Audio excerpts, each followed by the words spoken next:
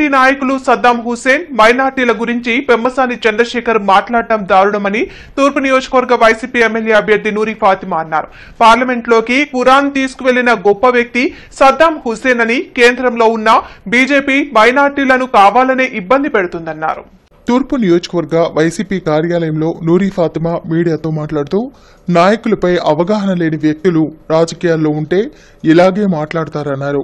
గతంలో టీడీపీ రాజకీయం అంటే తెలియని వ్యక్తులను రాజకీయాల్లోకి తీసుకొచ్చి ప్రజలను ఇబ్బంది పెట్టిందన్నారు. వైసీపీ ప్రభుత్వంలో వాలంటీర్లు ప్రజలకు సేవ చేశారని వారిపై టీడీపీ బురద చల్లడం దారుణమన్నారు.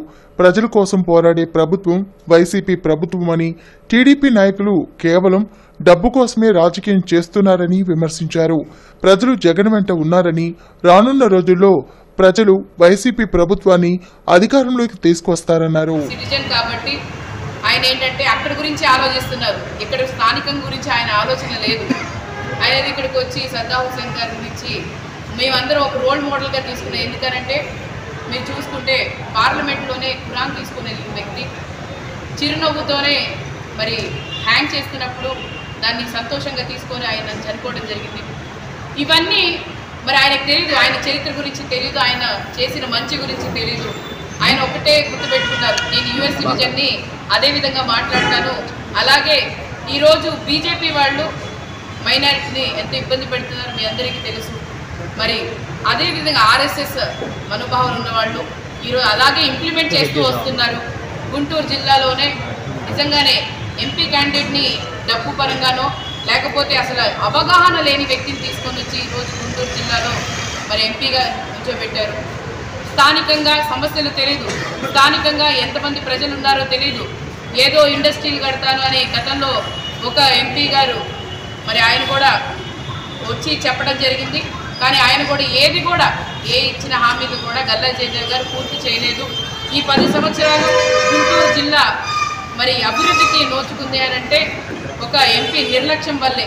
ఎందుకంటే గత 5 సంవత్సరాలు వాళ్ళు మరి ఉన్నప్పుడు లీడ్లో ఉన్నప్పుడు కూడా ఏ పనులు చేయలేదు. ఎందుకనంటే పనులు చేస్తే మరి మంచి పేరు వాళ్ళకి వస్తుందని చెప్పి ఆ టైంలో కూడా ఏది కూడా ఆయన ఇచ్చిన హామీలు కూడా ఎక్కడ కూడా పూర్తి చేయలేదు. ఇండస్ట్రీ తీసుకొని వస్తాను, మరి మంచిగా అందరికి ఉపాధి కలిగిస్తానని చెప్పారు. మళ్ళీ రెండోసారి గెలిచారు. గెలిచిన తర్వాత ఇప్పుడు దాకా కూడా ఎప్పుడు కనిపించలేదు. మళ్ళీ ఇంకొక ఎన్ఆర్ఐ వచ్చి నేను స్కూళ్ళు కడతాను, హాస్పిటల్ కడతాను అని చెప్తున్నారు. నాకు తెలిసి ఈయన ప్రైవేట్ స్కూళ్ళు, ప్రైవేట్ హాస్పిటల్ కట్టి దాని ద్వారా ఇన్కమ్ సంపాదించింది తప్ప ప్రజలకు అసలు ఏం కావాలో తెలియదు. స్కూల్లో హాస్పిటల్ అంటారా, మా నాయకుడు జగన్మోహన్ రెడ్డి గారు అయితే మరి అంతా చేసి చూపించారు. నాడు నేడు వల్ల గవర్నమెంట్ స్కూల్ డెవలప్మెంట్ గారు ప్రతి ఒక్కరు చేశారు. మరి టీడీపీ వాళ్ళైతే నిజంగా చాలా ఇబ్బంది పడుతున్నారు. ఏ విధంగా అనంటే జగన్మోహన్ రెడ్డి గారు ఖచ్చితంగా గెలుస్తారు, ఏ విధంగా వాళ్ళని తిప్పికొట్టాలి అనంటే వాలంటీర్స్ గురించి కూడా వాళ్ళు చెప్తున్నారు. నిజంగానే ఒక్కొక్క వాలంటీర్ ఎంత కష్టపడ్డారో ప్రతి ఒక్కరికి తెలుసు. వాలంటీర్స్ ఏ విధంగా ప్రభుత్వానికి ప్రజలకు ఎలా అందుబాటులో ఉన్నారో ప్రతి ఒక్క ప్రజానికానికి తెలుసు. వాళ్ళ మీద కూడా ఏదో విధంగా బురద చెల్లుతున్నారు. ఒక్కసారి గుర్తుపెట్టుకోండి, ప్రజల కోసం కష్టపడిన ప్రభుత్వం ఏదైనా ఉంది అని అంటే అది జగన్మోహన్ రెడ్డి గారి ప్రభుత్వమే, అది వైఎస్ఆర్సీపీ ప్రభుత్వం మాత్రమే. ఎందుకంటే మాట ఇచ్చారంటే మాట తప్పకూడదని గ్రౌండ్ లెవెల్ దాకా కూడా ప్రతి సంక్షేమ పథకం తీసుకెళ్లారు.